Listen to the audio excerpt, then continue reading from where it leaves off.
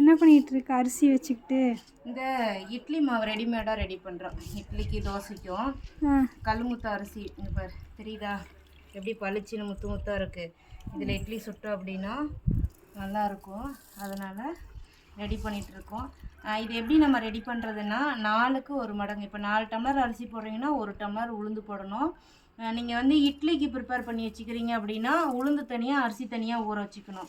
ஏன்னா இட்லிக்கு வந்து கொஞ்சம் மாவு வந்து நரன்னு இருக்கணும். ஸோ அதனால் நீங்கள் இப்படி ரெடி பண்ணிக்கிறீங்க அப்படின்னா இட்லி தனியாக உளுந்து தனியாக ஊற வச்சு நீங்கள் வந்து அரைச்சி வச்சுக்கலாம். 7 டம்ளர் அரிசி, 1.5 டம்ளர் உளுந்து போட்டிருக்கேன். 1 ஸ்பூன் அளவுக்கு வெந்தயம் போட்டிருக்கேன். தனித்தனியாக ஊற வச்சு அரைச்சி எடுத்துக்கலாம். தேவைப்படுறீங்க வாட்ஸ்அப் நம்பருக்கு வாட்ஸ்அப் பண்ணி ஆர்டர் ப்ளேஸ் பண்ணிக்கலாம். தோசை மாவுக்கு வந்து எப்படின்னா இட்லியும் அரிசியும் ஒன்றாவே அரைச்சிக்கலாம். அது ஒன்றும் பிரச்சனை கிடையாது. இட்லி அரிசி ஒன்றா அரைக்கிறியா? அரிசி உளுந்து ஒன்றா ஒன்றா அரைச்சிக்கலாம். அது ஒன்றும் பிரச்சனை கிடையாது. பாய் பாய்.